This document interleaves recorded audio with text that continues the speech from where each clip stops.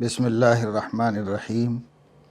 الحمد للہ رب العالمین والصلاة والسلام علی اشرف الانبیاء وسید المرسلین وعلی آلہ وصحبہ اجمعین اما بعد فاعوذ باللہ من الشیطان الرجیم بسم اللہ الرحمن الرحیم فخلف من بعدهم خلف اضاعوا الصلاة واتبعوا الشهوات فسوف يلقون غيا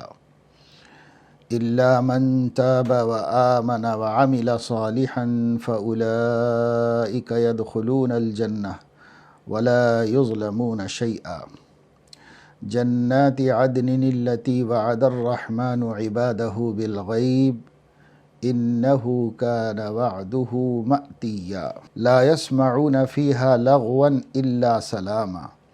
ولهم رزقهم فيها بكرة وعشيا تلك الجنة التي نورث من عبادنا من كان تقيا صدق اللہ العظیم۔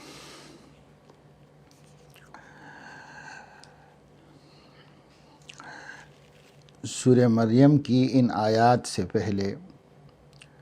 اللہ تبارک و تعالی شانہ نے انبیاء علیہم الصلاۃ کا تذکرہ فرمایا ہے، ان کی مبارک صفات کا اور ان کی عمدہ خصلتوں کا بھی تذکرہ کیا ہے، اور اس کے بعد فرمایا اولئک الذین انعم اللہ علیہم من النبیین من ذریۃ آدم، یہ آدم علیہ السلام کی اولاد میں سے وہ لوگ ہیں جنہیں اللہ تبارک و تعالی شانہ نے نبوت کی نعمت سے سرفراز فرمایا تھا، اور ان لوگوں نے اللہ تعالیٰ کے حکموں کی تعمیل کی اور اپنی اپنی امتوں کو راہ راست اور صراط مستقیم کی طرف دعوت دیتے رہے۔ ان نیک بزرگ اعلیٰ درجے کے لوگوں کے تذکرے کے بعد اللہ رب العزت نے یہ ارشاد فرمایا ہے فخلف من بعدہم خلف اضاعوا الصلاۃ، ان اچھے لوگوں کے بعد، ان بزرگ اور پیشوا اور نیک لوگوں کے بعد پھر ایسے لوگ ہو گئے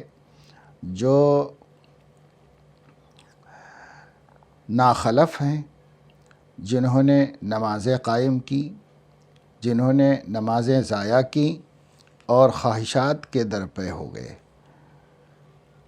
یہ دو صفتیں اللہ تعالیٰ نے نبیوں کے بعد پیدا ہونے والے غافلوں کی بیان فرمائی ہیں۔ انبیاء علیہم السلام جب اس دنیا میں تشریف لاتے ہیں تو ان کی امت دو طبقوں میں تقسیم ہو جاتی ہے، ایک ایمان لانے والوں کی اور دوسرے جھٹلانے والوں اور انکار کرنے والوں کی۔ اور جب انبیاء علیہم السلام دنیا سے تشریف لے جاتے ہیں تو کچھ ہی دنوں میں ان کی ایمان والی امت دو طبقوں میں تقسیم ہو جاتی ہے، ایک ان کی محنتوں کی لاج رکھنے والی، ان کی دعوت پر عمل کرنے والی، ان کی زندگی اور ان کے مشن کو لے کر چلنے والی، خود عمل کرنے اور دوسروں کو دعوت دینے والا طبقہ بنتا ہے، اور دوسرا طبقہ وہ ہوتا ہے جو انبیاء علیہم السلام کو فراموش کر دیتا ہے، کچھ رسوم کو اپنی پہچان اور اپنی علامت بنا لیتا ہے، اور نبی کی محنت کو، دعوت کو اور ان کی کوششوں کو نظر انداز کر دیتا ہے اور اس کی طرف سے لاپرواہ ہو جاتا ہے۔ چنانچہ سیدنا محمد الرسول اللہ صلی اللہ علیہ وسلم جب اس دنیا میں تشریف لائے اور انہوں نے مکہ مکرمہ میں دعوت کا آغاز فرمایا، 13 سال تک مکہ مکرمہ میں بڑی محنتوں سے، قربانیوں سے دین اسلام کو پھیلایا، اور ایک چھوٹی سی جماعت جو آپ کے وفاداروں کی کھڑی ہوئی، انہوں نے بھی آپ کے ساتھ بڑی بڑی قربانیاں دیں اور بڑی بڑی مشقتیں اٹھائیں اور تکلیفیں جھیلیں۔ پھر اس کے بعد ان سب نے وطن سے بے وطن ہو کر مدینہ منورہ پہنچ کر وہاں پر دشمنان اسلام سے مقابلے کیے اور اسلام کی ایک عملی شکل بہترین انداز میں قائم کی، ایک اسلامک اسٹیٹ بنایا مدینہ منورہ کو، اور حضور اکرم صلی اللہ تعالی علیہ وسلم ان کے اصحاب کرام نے اللہ تعالیٰ کی بندگی اور عبادت کی ایک ایسی نظیر قائم فرمائی جس کی کوئی نظیر نہیں تھی۔ پھر جب حضور علیہ السلام اس دنیا سے پردہ فرما گئے، صحابہ کرام کا دور، تابعین اعظام کا دور چلتا رہا، اور آہستہ آہستہ لوگوں کے اندر دین میں ضعف اور کمزوری آنے لگی۔ بعض روایات میں ہے سیدنا علی کرم اللہ وجہہ نے فرمایا، ابھی ہم حضور علیہ السلام کی تدفین کے بعد اپنے ہاتھوں سے مٹی جھاڑ بھی نہیں سکے تھے کہ اپنے قلوب میں اور اپنی روحانی کیفیت میں کمزوری اور ضعف محسوس کرنے لگے۔ تو نبی کے پردہ کرنے کے بعد رفتہ رفتہ لوگوں کے اندر نسیان، غفلت اور بھول پیدا ہونے لگی۔ پھر وہی حال ہوا جو اللہ تبارک و تعالی شانہ نے پچھلے نبیوں کے بارے میں یہاں ان آیات میں ذکر فرمایا تھا۔ دو چیزیں بطور خاص بیان فرمائی ہیں، ایک اضاعت صلاۃ اور دوسرے اتباع شہوات۔ اضاعت صلاۃ، نماز کو ضائع کرنا۔ بعض لوگوں نے نماز کو اس طرح ضائع کیا کہ اس کی فرضیت ہی کا انکار کر بیٹھے، اور بعض لوگوں نے نماز کو اس طرح ضائع کیا کہ اس کی پابندی اور اہتمام نہیں کیا، اور بعض لوگوں نے اس طرح ضائع کیا کہ نماز پڑھتے تو ہیں لیکن نماز کے حقوق اور اس کے آداب کے ساتھ نہیں پڑھتے، اسے قبولیت کے لائق نہیں بناتے، فریضے کو ٹالنے کے لیے نماز کو ادا کرتے ہیں۔ یہ سب ضائع کرنا ہی ہے، لیکن درجہ بدرجہ ہے۔ بالکل انکار کر دینا وہ ضائع کرنے کا اعلیٰ درجہ ہے، اور نماز کو بے وقت پڑھنا اور اس کے شرائط کی پابندی نہ کرنا، یہ اس کا ادنا درجہ ہے ضائع کرنے کا۔ اور ضائع کرنے کا سب سے کم درجہ یہ ہے کہ آدمی اسے آداب کے ساتھ اور قبولیت کی شان کے ساتھ نہ ادا کرے، سنتوں کے اہتمام کے ساتھ نہ ادا کرے، یہ بھی ضائع کرنا ہے۔ بعض روایات سے معلوم ہوتا ہے کہ نماز کا ضائع کرنا بالکل چھوڑ دینے کو نہیں کہتے، بلکہ وقت کا اہتمام نہ کرنا، قضا کر دینا یا مکروہ وقت میں پڑھنا، اسی طرح وضو کو اہتمام سے نہ کرنا، اس میں لاپرواہی برتنا، اسی طریقے سے خشوع و خضوع کی کمی، رکوع اور سجدے کی سنتوں کا اور اس میں اعتدال کا اہتمام نہ کرنا وغیرہ، اس کو بھی بعض حضرات نے ضائع کرنے سے تعبیر کیا ہے۔ بہرحال ضائع کرنے کے کئی درجے ہیں، ان میں سے ہر درجہ اس کے اندر داخل ہے اور شامل ہے۔ دوسرے واتبعوا الشہوات، یہ اتباع شہوات ہے۔ اتباع شہوات کا مطلب ہوتا ہے نفس میں جو اچھا برا جو بھی تقاضا پیدا ہو، آدمی اس تقاضے کو پورا کرنے کی فکر میں پڑ جائے، جو جی چاہے کرے، من مانی زندگی جسے کہتے ہیں، اسے اتباع شہوات کہا جاتا ہے۔ مومن وہ ہے کہ جب بھی اسے کوئی کام کرنا ہوتا ہے تو وہ پہلے یہ دیکھتا ہے کہ یہ جائز ہے یا ناجائز ہے۔ اگر ناجائز ہے تو وہ اس کی طرف دھیان اور توجہ بھی نہیں دیتا، ذہن سے نکال دیتا ہے، اور اگر جائز ہے تو اب یہ دیکھتا ہے کہ اس کام کے کرنے کا مسنون طریقہ کیا ہے، ہمارے نبی کی تعلیم اعتدال اس میں کیا رہنمائی کرتی ہے، اس کو دیکھتا ہے اور اس کے مطابق ادا کرنے کی کوشش کرتا ہے۔ یہ ایمان والوں کا طریقہ ہے۔ سچے مسلمان ایسا ہی کرتے ہیں کہ جب بھی ان کے دل میں کسی چیز کی خواہش پیدا ہوتی ہے اور کوئی داعیہ پیدا ہوتا ہے بولنے کا یا کرنے کا، کام ہو یا کلام، تو اس داعیے اور اس شہوت اور اس تقاضے کے فوراً بعد وہ پہلا کام یہ کرتے ہیں کہ یہ بات کا بولنا اور اس کام کا کرنا جائز بھی ہے یا نہیں ہے۔ جب ان کو دل مطمئن ہو جاتا ہے کہ ہاں یہ جائز ہے تو کرتے ہیں، اور اگر یہ ناجائز ہے تو پھر وہ ہمت نہیں کرتے کہ ناجائز کام کرنے کے لیے ہم نہیں پیدا ہوئے، ہم جائز کام کر کے اپنے رب کو راضی کرنے کے لیے پیدا ہوئے ہیں۔ رب کو ناراض کرنا مومنین کا کام نہیں ہے، اس لیے وہ نہیں کرتے، اور اگر جائز ہے تو کر سکتے ہیں، کرنے کے لیے آگے بڑھتے ہیں، تو اندھا دھند نہیں کرتے، جو زمانہ کہہ رہا ہو، جو خاندان کہہ رہا ہو، جو رواج کہہ رہا ہو، جو دینداروں بے دینوں کسی کی بھی نقل نہیں کرتے، بلکہ وہ پہلے یہ سوچتے ہیں کہ جائز ہے یا ناجائز۔ جب جائز ہے تو اب یہ سنت کے مطابق اس کا طریقہ کیا ہے۔ جو حضور علیہ السلام کے چاہنے والے ہیں اور آپ کی نبوت کا اعتراف کرتے ہیں، ان کے دل میں ہمیشہ یہ آرزو ہوتی ہے کہ جو کام کروں اپنے نبی کے اسوہ اور اپنے نبی کے طریقے کے مطابق کروں۔ اس لیے وہ لوگ نبی کریم صلی اللہ علیہ وسلم کی سنت کو معلوم کرتے ہیں۔ آپ کی سنت ہر جائز کام میں اعتدال کی سنت ہے، یعنی درمیانی طریقے پر کام کرو، میانہ روی اختیار کرو، نہ غلو ہو نہ کمی ہو، اس طرح کام کرنا نبی کریم صلی اللہ علیہ وسلم کی سنت ہے۔ تو جب بھی ہم کوئی جائز کام کریں، ناجائز کا تو سوال ہی نہیں پیدا ہوتا۔ ناجائز شہوت اور ناجائز خواہش کی اتباع درست ہی نہیں ہے، مومن اس کی طرف دھیان ہی نہیں دیتا ہے۔ اب جو بھی ہم کریں گے اپنے دل کی اور اپنے من کی بات پوری کریں گے تو اس میں ہم یہی دیکھیں گے کہ یہ جائز ہے، مگر سنت والا طریقہ کیا ہے؟ سنت والے طریقے کو اختیار کرنا چاہیے اور اس کے مطابق اس پر عمل کرنا چاہیے۔ اگر ہم ایسا کریں تو پھر نہ ہم نماز کے ضائع کرنے والے ہوں گے، نہ شہوات کے اتباع کرنے والے ہوں گے۔ اللہ تعالیٰ کا یہ بڑا فضل و کرم ہے کہ اللہ رب العزت نے ہمارے لیے بہت چیزیں حلال کر رکھی ہیں، اور ہمارے لیے ہماری خواہشات پر ایسی بند نہیں لگائی کہ جس کی وجہ سے ہم محبوس اور مجبور ہو کر رہ جاتے اور ہمارے فطرت کے تقاضے ٹوٹ جاتے۔ اللہ تعالیٰ نے ایسا نہیں کیا، بلکہ اللہ رب العزت نے ہمارے اندر اگر خواہشات رکھی تو خواہشات پوری کرنے کی ایک حد بھی رکھی، اور جب غلو ہوگا اور حد سے تجاوز ہوگا تو اسے ممنوع قرار دیا اور اسے ناپسندیدہ قرار دیا۔ یہاں آیت میں اتباع شہوات سے یہی مراد ہے کہ ناجائز خواہشات میں مبتلا ہو گئے اور نفس کی ہر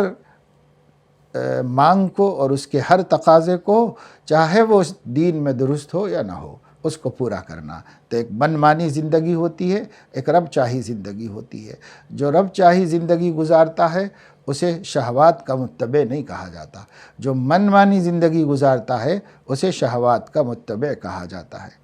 اب اللہ تعالیٰ فرما رہے ہیں کہ یہ دو مرض جب نبیوں کے بعد امتوں میں پیدا ہو گئے، ایک اضاعت صلاۃ کا، دوسرے اتباع شہوات کا، یعنی نمازوں کو ضائع کرنا، اور وہ ضائع کرنا کسی درجے کا ہو، اور دوسرے شہوات کی اتباع، اور شہوات کی اتباع جو ہے بعض لوگ مجبور ہوتے ہیں تو وہ مالی اعتبار سے تو نہیں کر پاتے شہوات کی اتباع، لیکن دوسرے نفسانی تقاضوں کو، ناجائز تقاضوں کو پورا کرتے رہتے ہیں۔ شہوات صرف پیسے ہی کے ذریعے پوری ہوتی ہے ایسا ضروری نہیں ہے، بغیر پیسے کے بھی بہت سے کام ہیں، بہت سی باتیں ہیں جو انسان صرف اپنے نفس کی تقاضے پر اور ہوائے نفس کی بنیاد پر کرتا ہے اور کہتا ہے، تو یہ سب شہوات کا اتباع ہے۔ آدمی کو چاہیے کہ جب کچھ کہے تو کہنے سے پہلے سوچے، اور جب کچھ کرے تو کرنے سے پہلے سوچے۔ کیا سوچے؟ دو باتیں میں نے بتائیں۔ نمبر ایک پر یہ سوچے کہ یہ کہنا یا یہ کرنا شرعاً جائز ہے یا ناجائز ہے۔ اگر ناجائز ہے سوال ہی نہیں پیدا ہوتا کہ ہم وہ کہیں یا کریں، اور جب یہ پتہ چل جائے کہ یہ بات کہنی جائز ہے اور یہ کام کرنا جائز ہے تو پھر دوسرا سوال ہم یہ اٹھائیں اپنے نفس میں کہ اس کا صحیح طریقہ کیا ہے۔ جو صحیح طریقہ ہے اس پر کریں، اور جو غلط طریقہ ہے اس پر اچھا کام کرنے سے بھی ناپسندیدہ بن جاتا ہے اور ناقابل قبول ہو جاتا ہے۔ اس لیے صحیح طریقے پر کریں، اور صحیح طریقہ اس کو کہتے ہیں جو سنت والا طریقہ ہے۔ سنت والے طریقے کو ہم ہر کام میں اختیار کریں۔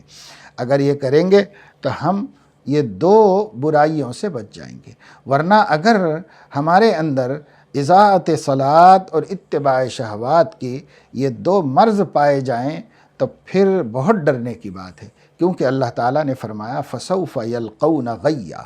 ہم اس کو غی میں داخل کریں گے۔ غی بہت بری جگہ ہے، جہنم میں ایک بدترین وادی ہے، اس وادی کو غی کہتے ہیں۔ اس بدترین وادی کے اندر ڈالے جائیں گے۔ ظاہر ہے کہ یہ بہت بڑی وعید ہے اللہ تعالیٰ کی طرف سے، اور ایک ایمان والے کو اس وعید کے سننے کے بعد ان اعمال سے اپنے کو بچانے کی سخت فکر دامنگیر ہو جانی چاہیے جو غی میں داخلے کا سبب بنتے ہیں، اور وہ دو چیزیں ہیں، اضاعت صلاۃ اور اتباع شہوات۔ ان دو چیزوں میں اگر مبتلا ہوں گے تو اللہ نے فرمایا سو وہ آگے دیکھ لیں گے گمراہی کو، یعنی وہ غی میں داخل ہو جائیں گے۔ غی کے دو معنی بیان کیے گئے ہیں، ایک معنی غی کے گمراہی کے بیان کیے گئے ہیں، تو گمراہی میں مبتلا ہو جائیں گے، یعنی ایسے لوگ گمراہ ہیں، سیدھے راستے پر نہیں ہیں۔ یا پھر غی جہنم میں ایک وادی ہے جو بدترین ہے جہنم کے دوسرے حصوں کے مقابلے میں، اس میں داخل کیے جائیں گے۔ دونوں وعیدیں خطرناک ہیں، چاہے اس معنی میں ہوں چاہے اس معنی میں ہوں، بہت خطرناک اور بہت ڈرنے کی بات ہے۔ اس لیے مومنین کو چاہیے کہ وہ اس سے ڈریں۔ آج ہم اس موقع کے اوپر اس کی فکر کریں۔ اللہ تبارک و تعالی شانہ نے آگے اتنی سخت وعید سنانے کے بعد بھی اپنے شان کرم کا اظہار کرتے ہوئے فرمایا الا من تاب وآمن وعمل صالحا، ہاں مگر وہ لوگ جو توبہ کر لیں اور ایمان لے آئیں اور اعمال صالحہ کریں، یعنی اضاعت صلاۃ سے نماز کا انکار مراد ہو اور اتباع شہوات سے انبیاء کی مخالفت اور ان کی تکذیب مراد ہو، تو ایسی صورت میں ایمان بھی لانا پڑے گا۔ توبہ کر کے ایمان لائیں گے اور اچھے کام شروع کر دیں گے تو فَأُولَٰئِكَ يَدْخُلُونَ الْجَنَّةَ، اللہ تعالیٰ ان کو بھی جنت میں داخل کرے گا۔ یعنی آدمی چاہے گمراہی کی کسی حد پر پہنچ جائے، اگر وہ اس کے بعد توبہ کر کے ایمان لاتا ہے تو اللہ تعالیٰ اس کے ایمان کو بھی قبول فرماتے ہیں، توبہ کو بھی قبول فرماتے ہیں۔ یہی نہیں بلکہ اس کو جنت میں داخل کرتے ہیں، اور جنت کی کسی نعمت میں اس کے لیے کمی نہیں کرتے۔ وَلَا يُظْلَمُونَ شَيْئًا، کچھ بھی ذرہ برابر اس پر زیادتی نہیں ہوگی، یہ ہے۔ اور جو لوگ مومنین ہیں، اور اضاعت صلاۃ سے مراد نماز کو اس کے صحیح طریقے پر ادا کرنے یا اس میں پابندی کرنے یا اس میں خشوع و خضوع سے غفلت کر کے ضائع کرتے ہیں، اسی طریقے سے اتباع شہوات سے مراد اللہ رسول پر ایمان تو رکھتے ہیں، مومن ہونے کے باوجود نفسانی خواہشات سے بولتے ہیں اور نفسانی خواہشات سے کرتے ہیں، اور اس میں حقوق اللہ اور حقوق العباد میں کوتاہیاں ہوتی ہیں۔ یہ خواہشات نفسانی کا اتباع ہے دوسرے درجے کا۔ اگر اس میں مبتلا ہیں تو پھر ان کے لیے بھی اللہ تعالیٰ فرما رہے ہیں کہ اگر وہ توبہ کر لیں اور اعمال صالحہ میں لگ جائیں، ایمان تو اللہ کی توفیق سے ان کو حاصل ہے، توبہ کر لیں اور اعمال صالحہ میں لگ جائیں تو اللہ تعالیٰ جنت میں داخل کرے گا، اور توبہ قبول کر کے پچھلے گناہوں کو معاف کر دے گا، اور آگے کی اچھی زندگی اللہ تعالیٰ قبول فرما لے گا اور جنت عدن میں داخل فرمائے گا۔ جنت عدن کا وعدہ اللہ نے اپنے بندوں سے کر رکھا ہے، اور یہ اللہ تعالیٰ کا وعدہ ہے جو پورا ہو کر رہنے والا ہے۔ جنت ایسی جگہ ہے جہاں آدمی کوئی تکلیف دہ بات نہیں سنے گا، وہاں پر صرف سلامتی اور خوشی ہی کی بات سنے گا۔ لا يسمعون فیہا لغوا الا سلاما وَلَهُمْ رِزْقُهُمْ فِيهَا بُكْرَةً وَعَشِيًّا۔ یہاں اس نے بہت سی خواہشات کو اس لیے چھوڑا کہ اللہ راضی ہو جائیں، تو اللہ رب العزت اس کو پھر جنت میں بے حساب روزی عطا فرمائیں گے۔ اس کی ہر خوشی پوری کرنے کا وہاں پر سامان اللہ رب العزت نے کر رکھا ہے۔ یہ جنت وہ ہے جس کو ہم اپنے بندوں میں سے وارث بناتے ہیں جو متقی ہے، یعنی ایمان والا ہے اور ایمان لانے کے بعد اللہ تعالیٰ کی نافرمانیوں اور شہوات کی اتباع سے بچنے والا ہے۔ اس موقع پر ہم لوگوں کو چاہیے کہ ہم اللہ تبارک و تعالی شانہ کی ان نصیحتوں اور اللہ رب العزت کی ان ہدایتوں کو بار بار غور کریں، سوچیں، سمجھیں، اور ہم اپنے نبی کے بعد ایسے ناخلف لوگوں میں سے نہ ہو جاویں جو نمازوں کے ضائع کرنے والے اور خواہشات کی اتباع کرنے والے ہیں۔ ایک ایسے وقت میں ہم سخت ترین آزمائش سے اس ملک میں گزر رہے ہیں۔ ہم اپنے بولنے میں اور اپنے لکھنے میں اور اپنے کرنے میں خواہشات کی اتباع سے بچ نہیں پا رہے ہیں۔ یہ نہیں سوچتے ہم کہ ہمارا یہ بولنا یا ہمارا یہ واٹس ایپ پر اور سوشل میڈیا کے اوپر بعض باتوں کو پھیلانا، چلانا، جس کے جو جی میں آیا اس کا اظہار کرنا، اس سے پہلے کہ ہم یہ سوچ لیں کہ اس کا بولنا مناسب بھی ہے یا نہیں ہے، یہ خواہش کی اتباع تو نہیں ہے، یہ کوئی ضروری اور دین کی خدمت ہے یا نہیں ہے، یہ سب سوچے سمجھے بغیر محض شہوات کے پیچھے پڑ کر کے اپنی امت کو نقصان پہنچاتے ہیں، اور ملت کے لیے ہم اپنی زبان کو، اپنے قلم کو اور اپنے افعال کو نقصان کا سبب بناتے ہیں۔ اس لیے ہمیں بے سوچے سمجھے کچھ بولنا بھی نہیں چاہیے، بے سوچے سمجھے کچھ کرنا بھی نہیں چاہیے۔ اس وقت پورے ملک کے اندر میڈیا نے جو ایک نہایت نامناسب اور نہایت ظالمانہ رویہ اختیار کیا ہے، جو صرف حکومتوں کی اپنی ناکامیوں اور رعایا پر مظالم کو چھپانے کے واسطے شروع کیا گیا ہے، مرکز نظام الدین سے متعلق، یہ میڈیا نے بہت سوچ سمجھ کر کے باقاعدہ منصوبہ بنا کر کے اس وقت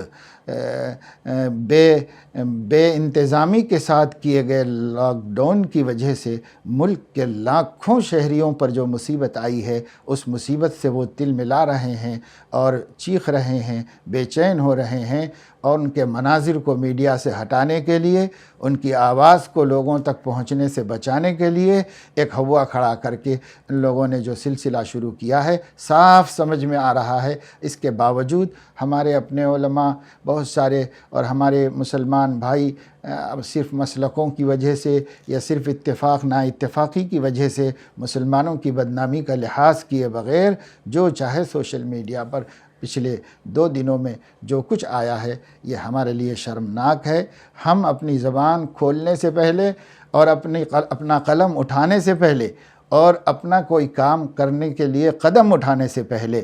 بہت سوچیں، اگر ہم کہیں متبع شہوات تو نہیں ہیں۔ اگر ہم ایسے ہیں تو نبیوں کے بعد آنے والے ناخلف لوگ شمار ہوں گے اور اللہ تعالیٰ ان کو غی میں داخل کرے گا۔ اس وجہ سے بہت ڈرنے کا مقام ہے۔ اپنی ملت کو اور یا انسانیت کو نقصان پہنچنے والا کوئی کام ہم نہیں کرتے۔ جب ہم مسلمان انسانیت کو بھی نقصان نہیں پہنچاتے تو خود اپنی ملت کو کیسے نقصان پہنچا سکتے ہیں؟ موقع ہوتے ہیں بات کرنے کے، بہت سے موقع ہوتے ہیں اختلاف کرنے کے، بہت سے موقع ہوتے ہیں اختلاف کو ختم کر دینے کے اور بات اتحاد کی کرنے کے۔ اس وجہ سے یہ موقع نہیں ہے کہ اس وقت میں ہم خواہشات کا اتباع کر کے جس کے جو منہ میں آئے، جس کے جو ذہن میں آئے بولتا چلا جائے، یا سوشل میڈیا پر پھیلاتا چلا جائے، یا آنے والی لنکس کو عام کرتا چلا جائے، یہ سوچے سمجھے بغیر کہ اس سے ملت کا فائدہ ہے یا نقصان ہے، یہ سوچے سمجھے بغیر یہ اس وقت میں جو کچھ ہم دیکھ رہے ہیں یہ بہت افسوسناک ہے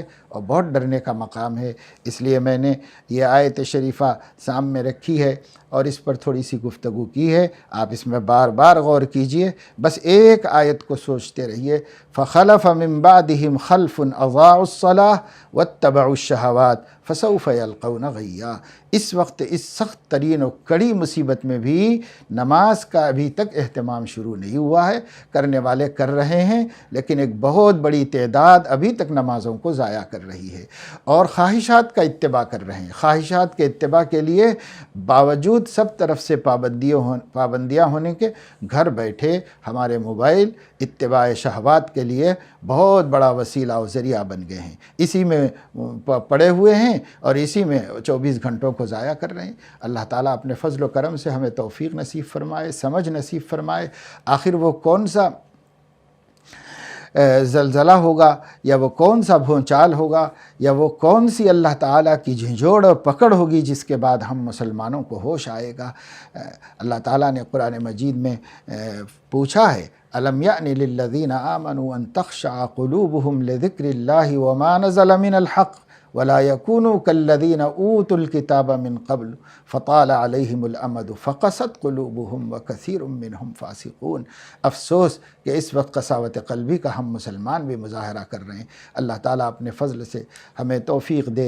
اور ہوش نصیب فرمائے اور اپنے اوقات کا صحیح استعمال کرنے کی اور اللہ کی طرف رجوع کرنے کی، قرآن مجید کی تلاوت کرنے کی، دینی کتابوں کے مطالعہ کرنے کی، بچوں کی تربیت کرنے کی، گھر میں یہ ذکر اللہ اور درود شریف کی مجلسیں اور توبہ اور استغفار کا اہتمام کرنے کی توفیق عطا فرمائے، آمین۔ وآخر دعوانا ان الحمد للہ رب العالمین۔